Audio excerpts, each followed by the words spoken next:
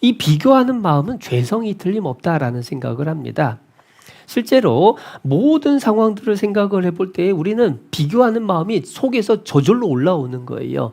자녀들을 향해서도 그럽니다. 내 아이보다 잘난 아이들하고 내 아이들을 자꾸 비교를 해요. 그래서 우리 애다 이것도 더 잘했으면 좋겠고 이것도 더 잘했으면 좋겠고 그러면서 애한테 엄마 친구 아들은 이런데 엄마 친구 딸은 이런데 그래가지고 애들하고 또 싸우죠. 100점을 맞아서 아이가 신나가지고 엄마 나 100점 하고 달려왔습니다. 그랬더니 엄마가 하는 말, 네 친구는? 온 세상이 나를 칭찬한다라고 해도 내 스스로가 나 자신에 대해서 만족하지 못한다라고 한다면 늘 부족을 느끼고 살아갑니다. 그러다 보니까 뉴스에 가끔 그런 뉴스가 나오죠. 키가 170이고 몸무게는 40kg대인 여성 모델이 다이어트 하다가 굶어 죽었다. 말도 안 돼 보이죠? 그런데 본인 스스로가 만족하지 못하면 그런 일들이 있다라고 하는 거예요. 그러고 보면 이 만족이라고 하는 것을 해야 된다라고 하는 걸 알면서도 그렇게 자족하면서 살아간다라는 게 쉽지는 않다라는 생각들을 하게 되죠. 그래서 성경에서도 자족을 배우라고 하시는 거예요. 11절 말씀 보겠습니다. 내가 궁핍함으로 말하는 것이 아니라 어떠한 형편이든지 내가 자족하기를 배웠노니. 자족이 되어지는 게 아닙니다. 저절로 되는 게 아니에요. 배워야 된다라고 말씀을 하시죠. 12절에도 내가 비천에 처할 줄도 알고 풍부에 처할 줄도 알아. 모든 일에 배부르며 배고픔과 풍부와 궁핍에도 일체의 비결을 배웠노라. 배워야 될 거라고 말씀을 하셔요. 외모에 대한 이야기를 하지만 더 사람들이 부족을 느끼는 게 물질, 소유에 대한 부분이죠. 전도집회 말씀을 듣다 보면 가끔 그런 비유를 해주시는 분, 설명들 해주시는 분들 계셔요. 로또 당첨자들 인터뷰를 해봤더니 다 그게 행복한 길은 아니라고 하더라. 그런데 그거 듣는 사람들 마음속에는 아유 그래도 좋으니 당첨이라도 돼봤으면 좋겠다. 이런 생각들이 한편구석에서 올라온다라는 거예요. 왜냐하면 사람은 조금 더 갖고 싶은 이 욕심이 끝이 없거든요.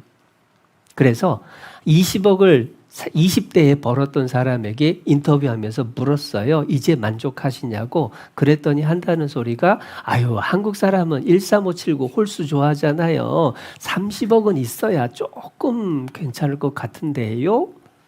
근데 그 사람 30억 가지면 만족할까요? 50억이 필요하고 100억이 필요하고 점점점 더 많은 것들을 욕심을 부리게 되는 것이 인간의 죄성의 모습인 거예요. 그래서 사람은요, 자꾸만 자기보다 더 가진 사람을 바라보고 그것을 얻기 위해서 끊임없이 달려가는 모습들을 보입니다. 예전에 우스갯소리를 하나 들었어요. 한참 전의 얘기입니다. 이제 집집마다 화장실이 다 있는 것도 아니고 공공 화장실을 쓰는 그런 여건에서 살고 있는 어떤 사람이 친구네 집에 갔더니 친구네 집은 집 안에 화장실이 있다라는 거예요. 이야, 나도 집 안에 화장실이 있는 집에 살고 싶다. 그래서 진짜 뼈 빠지게 일을 해가지고 드디어 집 안에 화장실이 있는 그러한 집, 마당 안에 화장실이 있는 그 집을 얻었어요.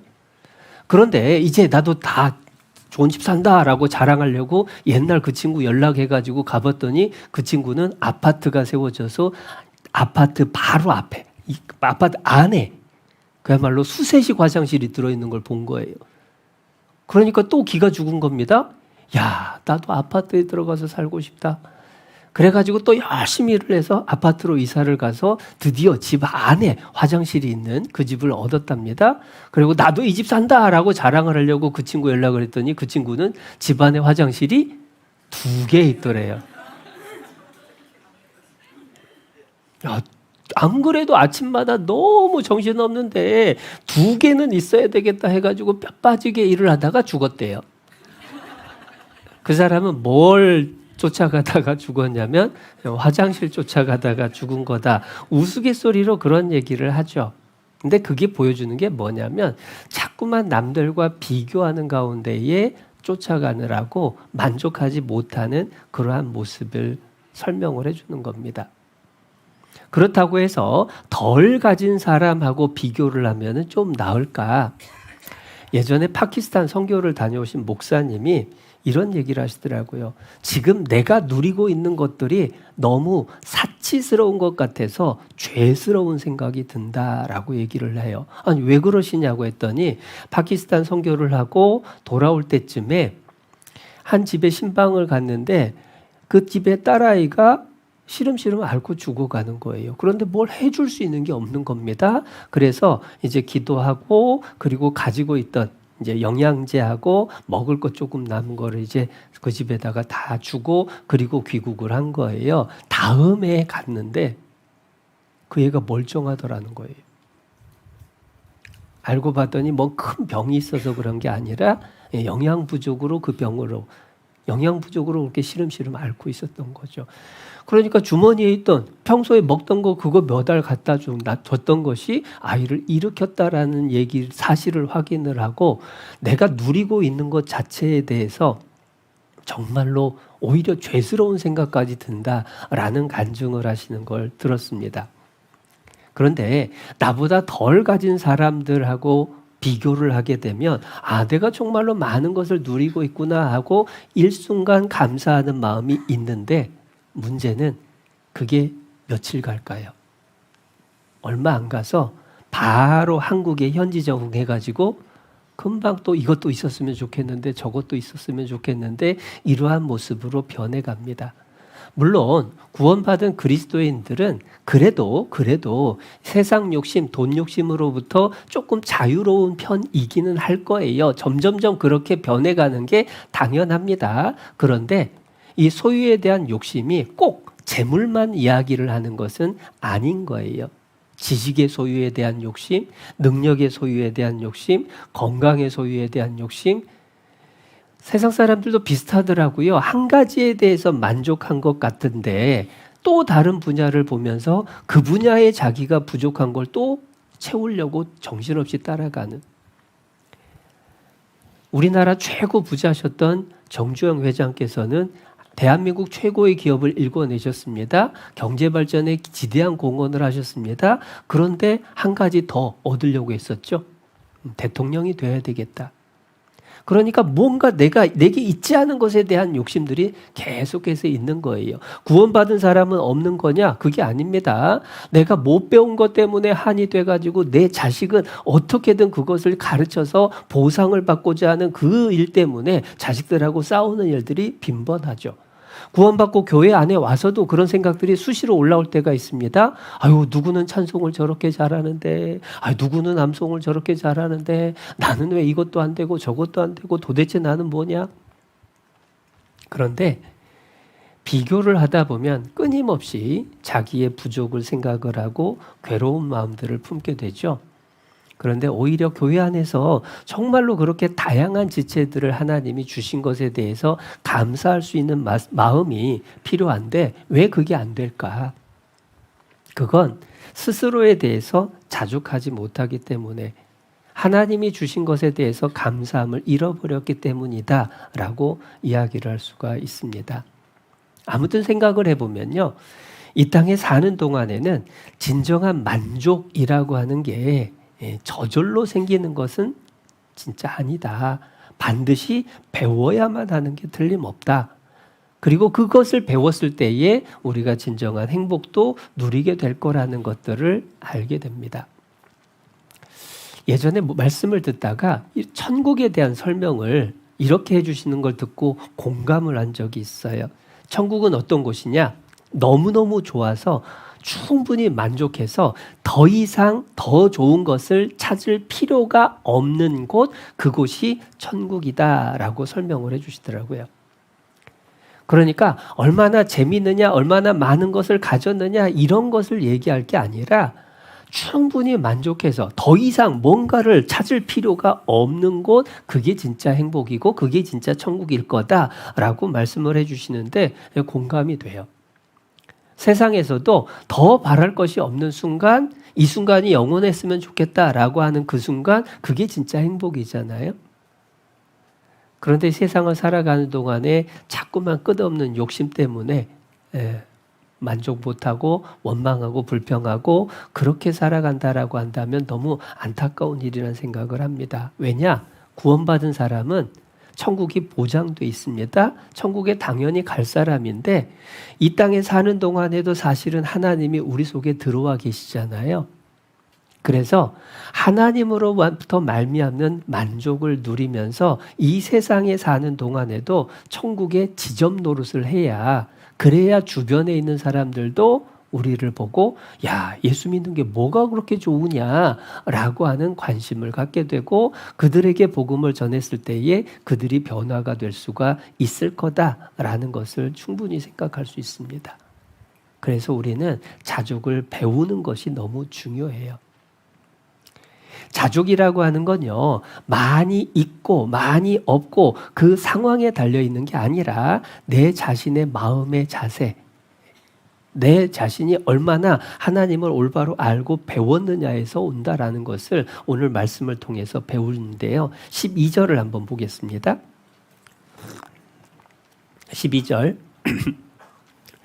내가 비천에 처할 줄도 알고 풍부에 처할 줄도 알아. 모든 일에 배부르며 배고픔과 풍부와 궁핍에도 일체의 비결을 배웠노라.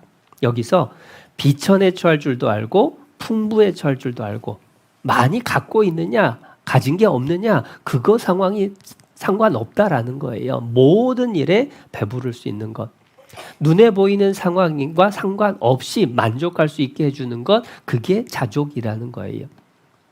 생각해 보면 똑같은 상황에서도 만족하고 감사하면서 사는 사람이 있고 불평하고 원망하면서 사는 사람도 있습니다. 성경에서도 찾아볼 수가 있는데요. 민수기 20장을 한번 찾아보겠습니다.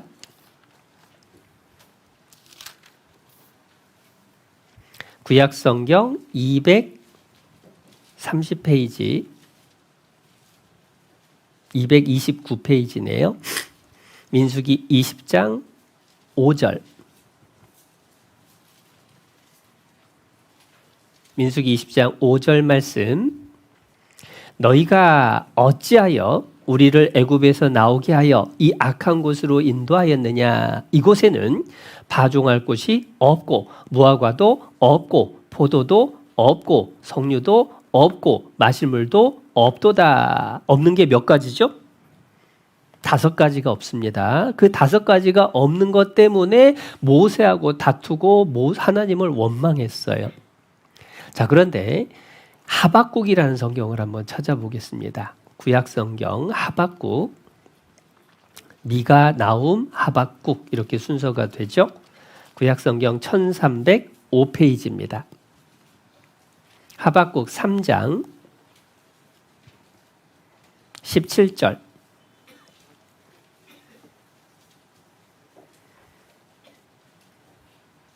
하박국 3장 17절.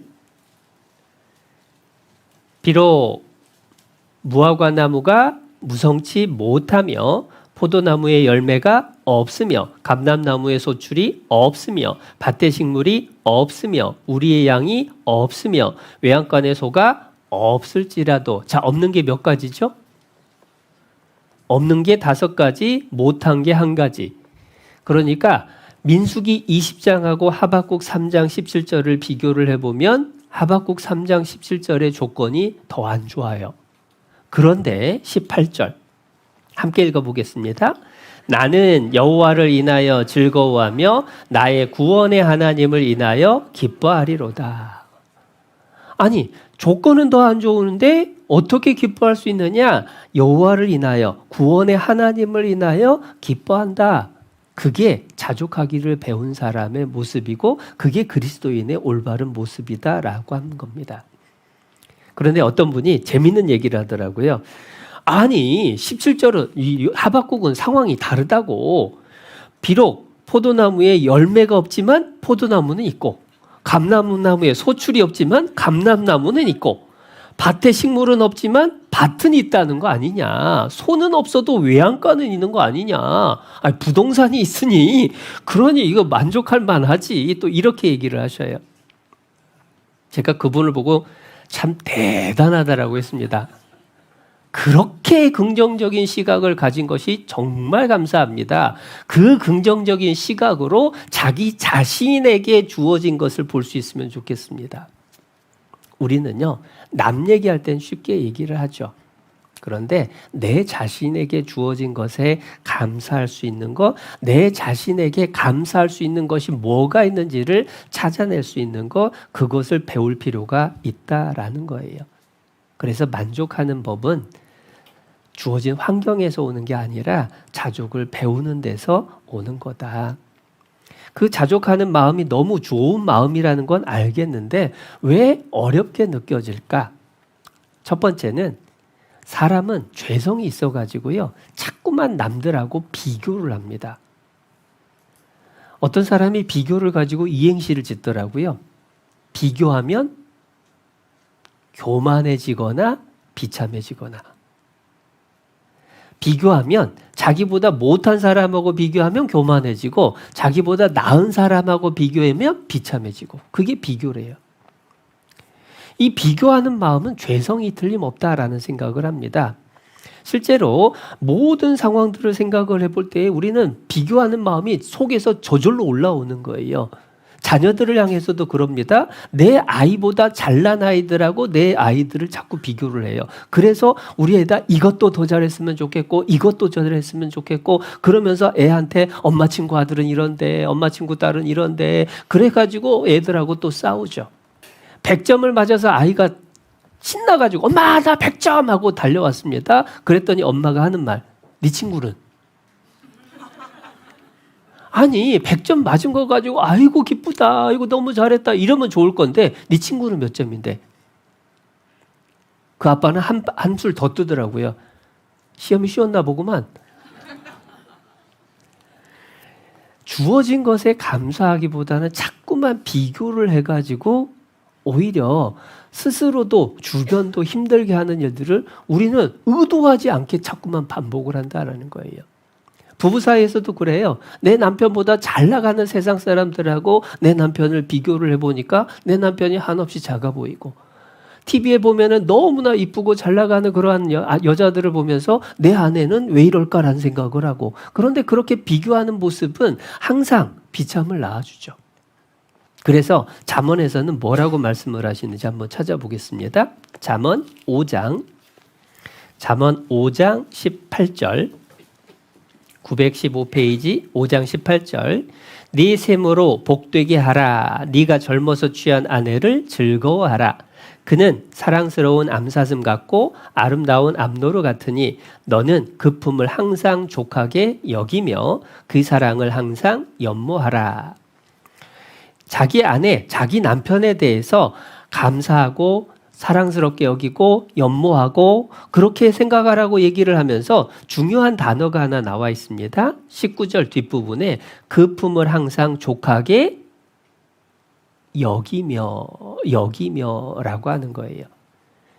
여긴다라고 하는 것은 실제 상황과 상관없이 어떠한 모습으로 받아들여 주는 게 여기는 거예요. 하나님이 우리를 의롭다 여겨주셨습니다. 우리는 여전히 죄를 가지고 있지만 하나님은 예수 그리스도의 피로 말미암아 우리를 의로운 사람으로 여겨주신 것처럼 우리는 우리에게 하나님이 맺어주신 가족들을 향해서 정말로 감사하고 하나님이 주신 축복으로 여기는 것이 필요하다라는 거예요.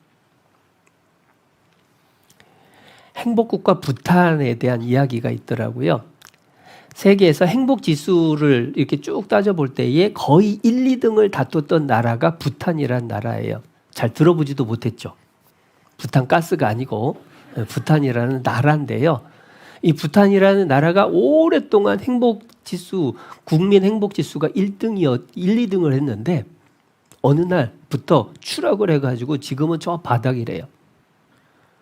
사람들이 이상을 해가지고 그거를 원인을 조사를 해봤습니다. 원인을 찾았습니다. 스마트폰이었어요. 아니 스마트폰이 왜 행복지수를 떨어뜨렸을까? 이유가 뭐냐면요.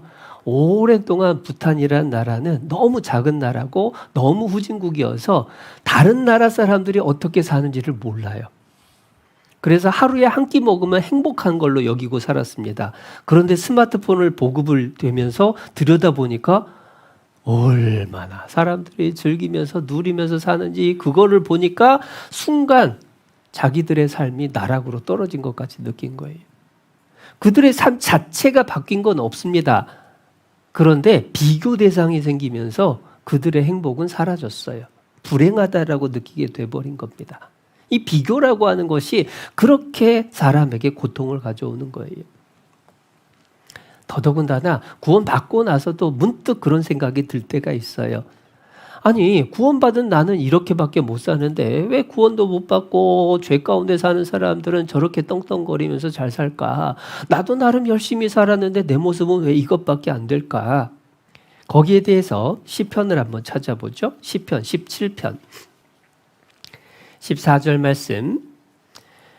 여호와여, 금생에서 저희 분깃을 받은 세상 사람에게서 나를 주의 손으로 구하소서. 그는 주의 제물로 배에 채우심을 입고 자녀로 만족하고 그 남은 산업을 그 어린 아이들에게 유전하는 자니이다. 이 세상 사람들은요, 이 세상에서 자기가 받을 걸 다 받아버린 겁니다. 그래서 재물도 자녀도 자기 유산도 그런 것들을 다 누리고 떵떵거리면서 사는 것 같아요. 그런데 금생에서 끝나버리는 겁니다. 결국은 그들의 운명은 하나님과 상관없는 지옥에 가게 된다라는 거예요. 그것을 알고 이 시편 기자가 15절에 이야기를 합니다. 나는 15절 같이 읽겠습니다. 나는 의로운 중에 주의 얼굴을 보리니 깰 때에 주의 형상으로 만족하리이다. 주의 형상으로 만족하리이다. 내가 이 세상 잠시 살지만 어느 날 하나님 앞에서 눈 떴을 때에 주님을 마주하고 진정한 만족을 하게 될 거다. 그것이 내 마음에 딱 자리를 잡고 있는 그 고백을 하고 있다라는 거예요. 이 세상은요, 악인이 장수하고 성공하는 곳입니다. 이 세상만 바라보면 이해가 안 되는 일들이 너무나 많죠. 그런데 결과를 생각해 볼 필요가 있다라는 거예요. 여러분, 100억대 부자가 있는데 한 달 시한부 판정을 받았습니다. 행복할까요? 가진 거 다 누려보고 살려면 하루에 3억 이상씩 써야 돼요. 도대체 그거 뭐 어디다가 쓸까요? 그런데 쓰면서 행복하겠냐고요. 제가 예전에 그 인터넷에서 사진을 보여주는데 3초 전 뭐 이런 사진이 있더라고요. 제목이 이상해가지고 뭔가 하고 봤더니 막 아주 멋진 그 경치에서 기분 좋게 웃으면서 사진을 짝 찍고 있는데 뒤에서 곰이 이렇게 덮치고 있는 사진. 본인은 몰라요. 앞에만 보고 있으니까.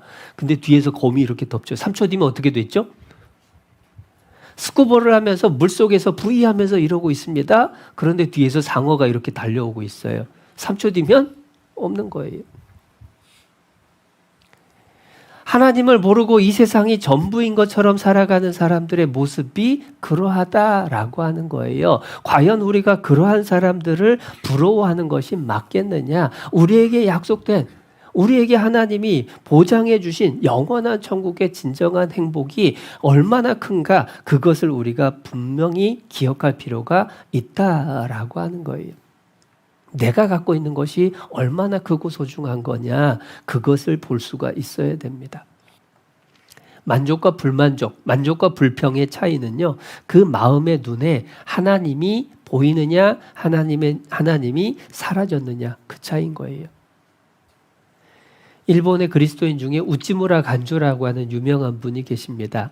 그분이 쓴 시 중에 슬픈 때라고 하는 시가 있어요.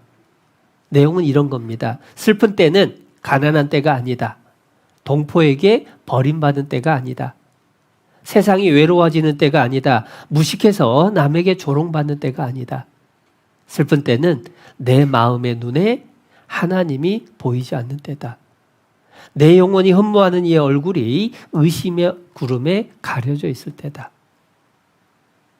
그러면서 무엇을 슬퍼하느냐, 무엇을 기뻐하느냐 한번 생각하게 합니다. 나는 언제 가장 기쁘고 언제 가장 슬프고 괴로워하나?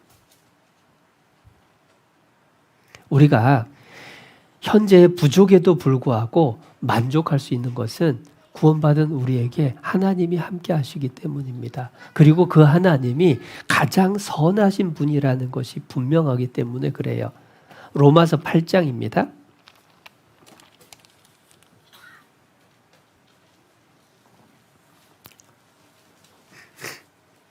신약성경 250페이지 로마서 8장 32절.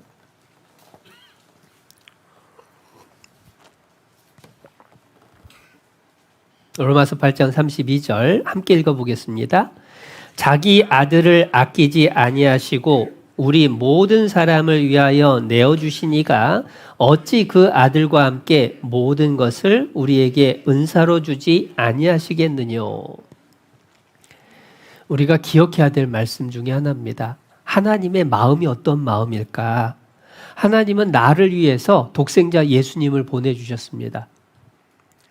하나님이 독생자를 나를 위해서 주셨다라고 한다면 나를 위해서 어찌 은사로 모든 것을 주지 않으시겠느냐? 하나님이 나에게 주고 싶은 게 얼마나 좋은 것이 많겠느냐? 생각해 보세요. 부모님들의 입장에서 자기 자식의 생명과 바꿔서 갖고 싶은 게 뭐가 있을까요? 내가 가진 모든 걸 다 부어서라도 자식의 생명을 구하기를 바라는 게 부모의 마음일 겁니다. 그런데 자기의 자녀, 독생자 예수 그리스도의 생명을 나를 위해서 주신 하나님이 얼마나 나를 사랑하시는데 나에게 가장 좋은 걸 주려고 하시지 않겠느냐? 그거 잊지 마라. 그 말씀을 해주시는 거예요.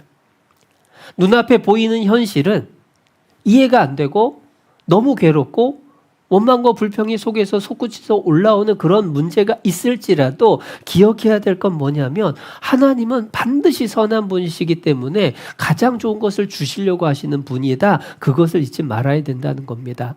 아무리 먹구름이 세상을 다 덮어서 컴컴해지더라도 그 먹구름 위에 태양이 여전히 비추고 있는 것처럼 내 눈앞에 펼쳐진 현실은 답답하고 이해 안 되는 일들이 많을지라도 하나님이 날 사랑하시기 때문에 가장 좋은 걸 주신다라고 하는 것에 대한 믿음은 잃어버려서는 안 된다라는 거예요. 아담의 입장에서 갈빗대 하나를 쑥 뺐습니다. 고통이었겠죠. 그런데 그 고통의 이유는 금방 알게 됐어요. 갈빗대와 비교할 수 없는 하와라는 배우자를 하나님이 주셨습니다. 목자가 양들을 저녁에 우리에 몰아넣는 것은 그 양들을 보호하기 위한 거지 자유를 뺏기 위한 게 아니죠. 예전에 이런 얘기를 들었습니다. 어떤 분이 미국에서 이제 차를 타고 일을 마치고 집에 가다가 집 근처에 와가지고 기름이 똑 떨어졌어요. 밤중에. 주유를 하러 갈 수도 없고. 그래서 차를 세워놓고 집으로 들어가면서 하필이면 왜 집 근처 와가지고 기름이 똑 떨어졌나 모르겠다고 하면서 투덜투덜 하면서 들어갔어요. 다음날 아침 기름이 똑 떨어진 것이 너무 감사하더래요. 뭔 얘기인가 했더니요. 차가 딱 세워놨던 자리에 없어요. 한참 저쪽에 가서 있는 겁니다. 알고 봤더니 차도둑이 차가 길거리 세웠으니까 그걸 끌고 가려고 딱 타고 시동을 걸으니까 드르륵 하면서 살짝 가고 멈추고 드르륵 가고 살짝 가고 멈추고 기름이 없으니까 버려놓고 간 거예요. 그 주변에 있는 좋은 차들 다 없어졌어요. 자기 차만 남아있더래요. 만약에 기름이 채워져 있으면 내 차도 없어졌을 텐데. 그러니까 우리는 순간을 살아가기 때문에 현재밖에 몰라요. 그러니까 이해 안 되는 게 많아요. 그러나 하나님은 우리에게 가장 선한 것을 베풀어 주신 분이기 때문에 장차 그것이 어떠한 은혜로 우리에게 돌아올지 그것을 기다릴 수 있어야 된다라는 겁니다. 바울은요, 세상 살아가면서 정말 고난이 많았죠.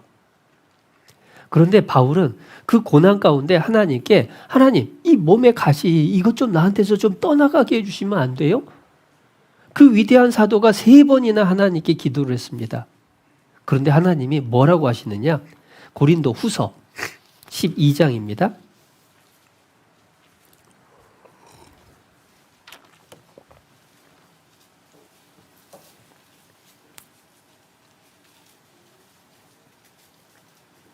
고린도후서 12장 7절.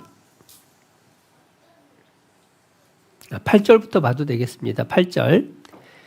이것이 내게서 떠나기 위하여 내가 3번 주께 간구하였더니 하나님 이것 좀 나한테서 없애주면 안 돼요? 3번 간구했습니다. 그런데 9절 하나님 대답이 들렸어요. 내게 이르시기를 내 은혜가 네게 족하도다. 그 얘기는 그 몸의 가시 고통스러운 거 떠나게 해주신 거예요? 그대로 갖고 있으라는 거예요? 하나님 이것 좀 떠나게 해주세요. 그랬더니 야, 내 은혜가 너한테 족하다. 그 얘기는 너 그거 너한테 좋으니까 놔둔 거야. 그 말씀 해주신 거예요. 안 떠나게 하신 겁니다. 그러면서 이어지는 말씀. 이는 내 능력이 약한 데서 온전하여짐이라 하신지라. 하나님의 능력이 나타나게 하기 위해서 하나님이 그 가시도 주셨다. 그 말씀을 해주신 겁니다. 그 대답을 듣고 나서 바울의 반응. 이러므로 도리어 크게 기뻐함으로 나의 여러 약한 것들에 대하여 자랑하리니 이는 그리스도의 능력으로 내게 머물게 하려 함이라. 그러므로 내가 그리스도를 위하여 약한 것들과 능욕과 궁핍과 핍박과 곤란을 기뻐하노니 이는 내가 약할 그때에 곧 강함이니라. 이게 바울의 믿음입니다. 너무 힘들었어요. 없었으면 좋겠어요. 하나님께 간절히 기도를 3번이나 했는데 하나님이 아니다. 너 가지고 있어라. 아 그래요? 이게 나를 위한 거라고요? 아 그러면 하나님 내가 기뻐해야죠. 그러면서 자기의 약한 것, 능욕, 궁핍, 핍박, 곤란 그거를 기뻐했다라는 거예요. 왜냐? 그게 복으로 바뀔 것을 확신하니까. 그 가운데서 감사할 수가 있는 겁니다. 혹시 지금 현재 내가 처한 상황이 너무 힘들어서 낙심이 되고 괴로운 분이 계십니까? 하나님의 약속을 기억하셔야 됩니다. 내 은혜가 네게 족하도다. 충분하게 하나님의 선하신 목적 가운데 인도하고 계신 거예요. 얼마 안 가서 하나님의 은혜가 족하다라는 것을 알게 될 겁니다. 연속극 같은 거 보면요. 딱 연속극 그날 끝날 때에는 어떤 장면에서 끝나죠? 꼭 뭔가 막 문제가 심각해지고 뭐가 터질 것 같고 억울한 상황이 벌어지고 그 상황에서 탁 멈추더니 다음 주에 계속 이렇게 나와요.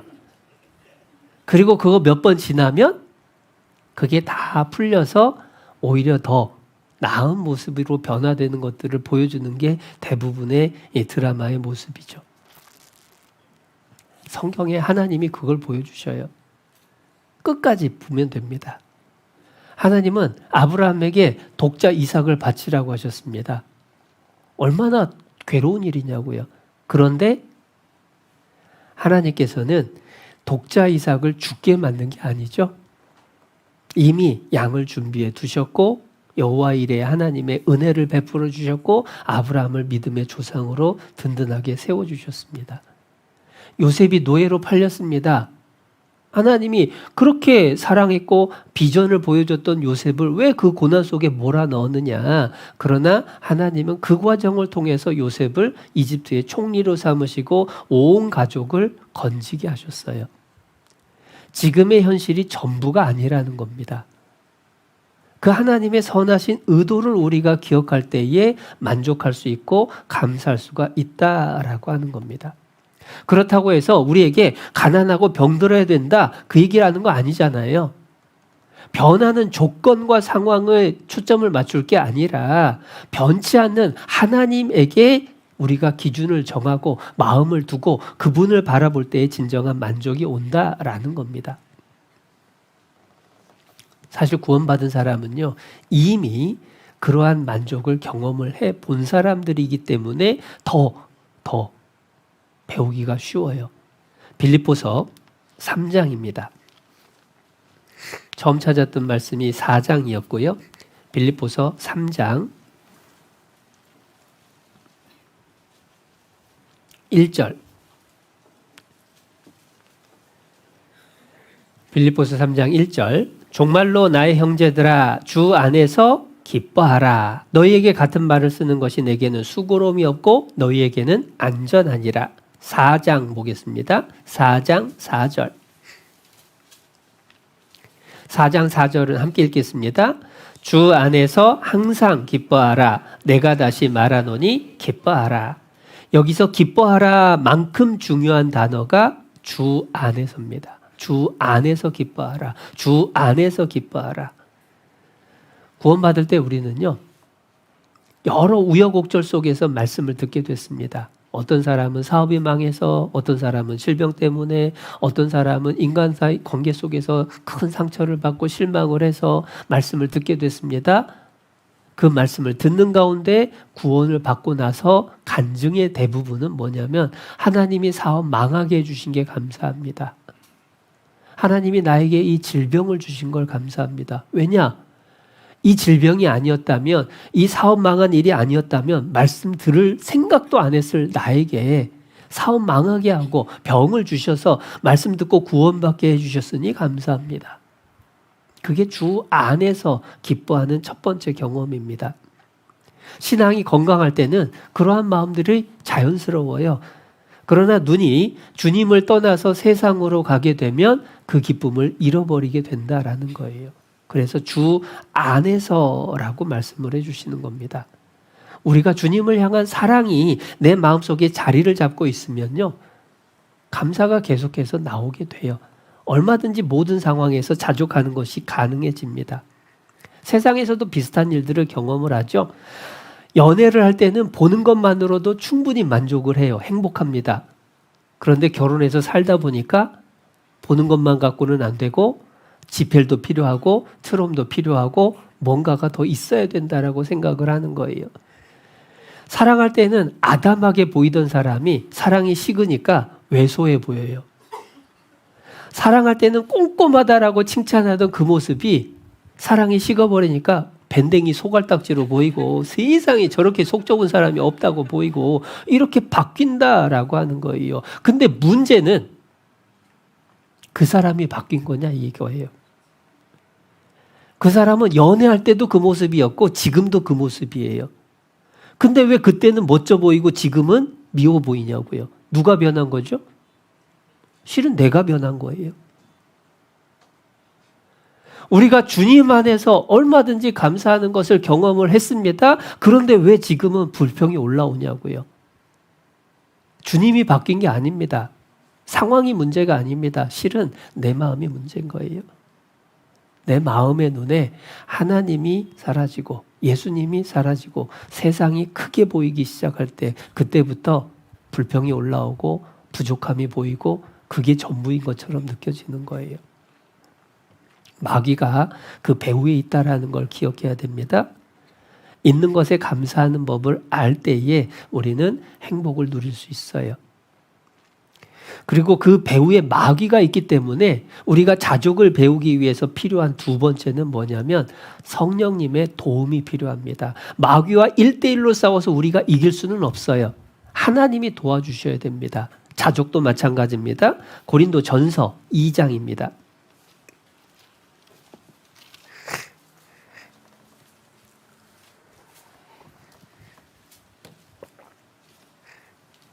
고린도전서 2장 12절. 우리가 세상의 영을 받지 아니하고 오직 하나님께로 온 영을 받았으니 이는 우리로 하여금 하나님께서 우리에게 은혜로 주신 것들을 알게 하려 하심이라. 하나님께로 온 영, 성령입니다. 성령이 우리로 하여금 하나님께서 우리에게 은혜로 주신 것들을 알게 해주셔요. 내가 성령 충만하면 하나님이 나를 얼마나 사랑하시고 내게 좋은 것들을 베풀어 주고 계시는지 내가 받은 은혜가 얼마나 큰지 그것들을 알게 된다라는 겁니다. 그런데 그러한 성령 충만은 당연히 말씀을 통해서 우리에게 공급이 되죠. 그러니까 성령의 도우심을 받기 위해서 말씀을 계속 가까이 해야 돼요. 말씀을 들을 때에는 자족이 가능해집니다. 근데 말씀이 내 마음에서 사라지고 나면 그게 또 세상으로 가득 차게 돼요. 오늘도 그럴 수 있습니다. 지금 이 시간 말씀을 들을 때는 그렇지. 주님이 정말 좋은 분이고 감사하지. 밥 먹고 집에 가다가 멋진 차를 보면은 또 눈이 확 돌아가고 멋진 옷을 보면 또 눈이 확 돌아가고 아주 큰 집, 새 집 보면은 또 눈이 돌아가고, 우리가 말씀을 가까이 할 때에, 말씀이 내 마음에 자리를 잡고 있을 때에 성령 충만이 가능하고, 그럴 때에 자족할 수가 있어요. 우리의 마음을 뺏어가는 마귀를 대적할 수가 있는 겁니다. 그리고 그것에 도움이 되는 방법 중에 하나가 또 뭐냐면, 감사할 것들을 적어보는 노력도 중요합니다. 없는 걸 자꾸 생각하려고 하지 말고 감사할 것들을 생각해 보는 게 필요해요. 어떤 의사 형제님이 개원을 해가지고 이제 자기 개인 병원을 하고 있는데, 말씀을 듣다가 감사할 것을 생각을 자꾸 하라고 하는데, 병원 운영을 하면서 자기가 마음에 문제가 하나 있었다라는 거예요. 그게 뭐냐면은 자꾸 실수를 하고, 그리고 말을 잘 안 듣는 간호사가 있는데 저걸 잘라 말아 자꾸 이거 고민을 하고 있었던 거예요.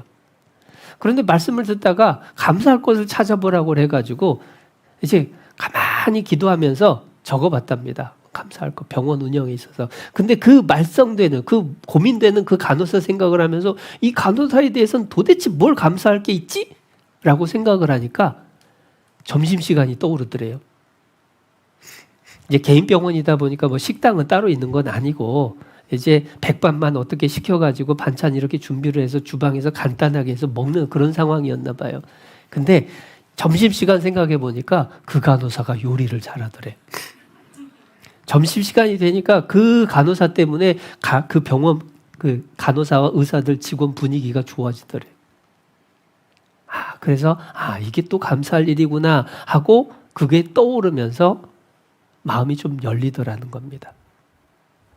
그러니까 싫은 소리를 안 하니까 그 사람도, 그 간호사도 또 적응을 더 잘하게 되고.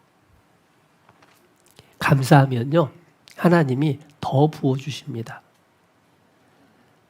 애들 키우면서도 그렇잖아요. 감사합니다 이렇게 잘하는 애한테는 뭐 하나라도 더 주고 싶죠. 하나님의 심정이 그러시대요.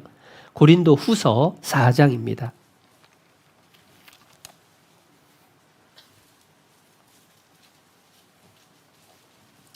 고린도 후서 4장 15절. 4장 15절. 모든 것을 너희를 위하여 하는 것은, 같이 읽어봅니다. 은혜가 많은 사람의 감사함으로 말미암아 더하여 넘쳐서 하나님께 영광을 돌리게 하려 함이라. 은혜는요, 감사하는 곳에 더해집니다. 원망하는 곳에는 하나님이 은혜를 더 부어주시고 싶지가 않으실 거예요. 감사하는 사람에게 하나님의 은혜가 더해집니다. 그것도 우리가 연습을 해야 될 필요가 있는 부분이라는 거죠. 그리고 세 번째, 자족을 배우기 위해서 필요한 건 자신의 분수를 알아야 자족이 가능해집니다. 디모데전서 6장 찾아보겠습니다. 디모데전서 6장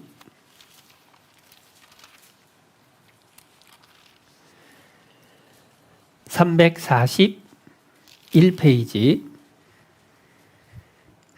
6장 6절. 그러나 지족하는 마음이 있으면 경건이 큰 이익이 되느니라. 우리가 세상에 아무것도 가지고 온 것이 없음에 또한 아무것도 가지고 가지 못하리니 우리가 먹을 것과 입을 것이 있은즉 족한 줄로 알 것이니라. 부하려 하는 자들은 시험과 올무와 여러 가지 어리석고 해로운 정욕에 떨어지나니 곧 사람으로 침륜과 멸망에 빠지게 하는 것이라. 돈을 사랑함이 일만하게 뿌리가 되나니 이것을 사모하는 자들이 미혹을 받아 믿음에서 떠나 많은 근심으로써 자기를 찔렀도다. 6절에 지족하는 마음 이야기를 하죠. 지족이라고 하는 것은 자기가 충분히 족하게 누리고 있다라고 하는 것을 아는 것을 말합니다. 자기 분수를 알아서 마음에 불만이 없고 자기가 가진 것에 대해서 만족하면서 사는 거, 그게 지족, 자족하고 비슷한 거예요. 그런데 그러한 지족하는 마음을 가지려면 분수를 알아야 됩니다. 자기가 어떠한 조건, 어떠한 신분이냐, 그것에 대한 것을 분별할 수 있어야 돼요. 그러면서 이야기 이어지는 말씀이 우리가 세상에 아무것도 가지고 온 것이 없음에 또한 아무것도 가지고 가지 못하리니 한자로 공술의 공수거. 빈손으로 와서 빈손으로 가는 인생입니다. 그 가운데에서 우리가 먹을 것, 입을 것이 하나님이 주셔서 누리고 있잖아요. 그렇기 때문에 족한 줄 알아야 된다라는 겁니다. 유행가 가사도 그런 게 있더라고요. 산다는 건 좋은 거라고, 수지 많은 장사라고, 알몸으로 태어나서 옷 한 벌은 건졌다고. 그럴듯한데 사실은 그게 하나님 앞에서 우리가 한번 생각해 볼 필요가 있다라는 거예요. 그런데 여기서 조심해야 될 게 있어요. 자족한다라고 해서 이 세상을 적당히 살아도 된다, 그 얘기를 하고 있는 건 아닙니다. 자족한다라고 해서 뭐 세상 사는 게 다 그렇지 뭐 그냥 대충 그냥 살다가 가면 되지, 이런 얘기를 하시는 건 아니에요. 잠언 22장 29절에 자기 사업에 근실한 사람을 보았느냐? 이러한 사람은 왕 앞에 설 것이요 천한 자 앞에 서지 아니하리라. 하나님은 자기에게 주어진 일에 근면 성실하기를 바라십니다. 왜냐? 그 가운데에 하나님이 영광을 받으시고 그것을 우리에게 상급으로 갚아주실 거기 때문에. 그래서 그리스도인들이 자족하는 것을 배우는 것은 당연한 일이지만 삶을 살아가는 태도에 있어서는 부지런하게 살아야 될 게 틀림없습니다. 고린도전서 10장입니다. 고린도전서 10장 31절.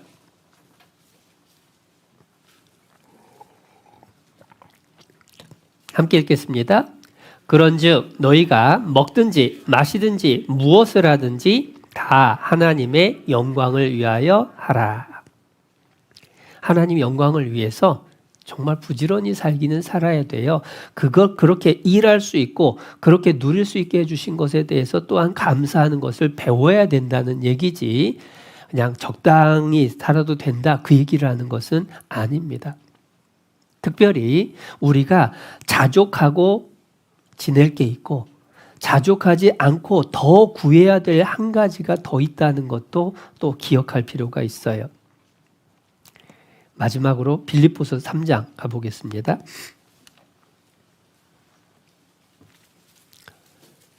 빌립보서 3장 13절.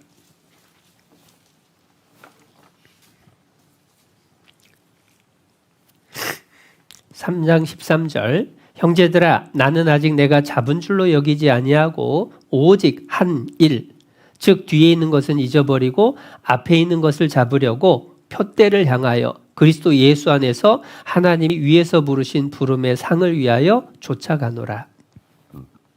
여기 보면 사도 바울이 뒤에 있는 것은 잊어버리고 앞에 있는 것을 잡으려고 상 얻기 위하여 달려간대요. 사도 바울이 뒤에 있는 것은 잊어버린다라는 게 뭘 잊어버린 걸까? 사도 바울이 빌립보서를 쓸 때에는 로마 감옥에서 죽음을 얼마 앞두고 있는 시기입니다. 그 얘기는 사도로서 정말 부지런히 복음 전하면서 살았어요. 그것을 잊어버리겠다는 얘기예요. 그 얘기는 뭐냐면, 내가 지금까지 복음 전하느라고 얼마나 애쓰면서 살았는데 내가 감옥에도 가고 매도 맞고 돌도 맞고 굶주리기도 하고 자지도 못하고 그렇게 애쓰면서 살다가 여기까지 왔는데 이쯤이면 충분히 잘 살았지 뭐 하고 자족하고 멈춘 게 아니라는 얘기예요. 자족함을 배웠다, 빌립보서 4장에서 말씀을 하신 사도 바울이 이 세상살이에 대해서는 충분히 자족하면서 지냈지만 그가 자족함으로 멈추지 않은 유일한 건 뭐냐면 하나님 나라, 복음을 위한 수고. 그거는 지난 것에 만족하지 않아요. 지금까지 이만큼 했으니까 됐다, 그게 아닙니다. 주님이 앞에서 부르신 그 부름의 상을 위해서 지금 다시 달려가는 것. 그게 그리스도인이 끝까지 추구해야 될 목표죠.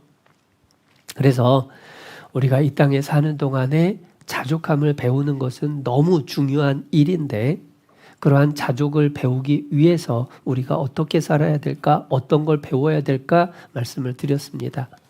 그리고 그 가운데에서도 또 자족함에 멈추지 말고 더 분발해야 될 게 복음을 위한 수고, 그거는 우리가 더 힘쓸 수 있으면 좋겠습니다. 함께 기도하시겠습니다.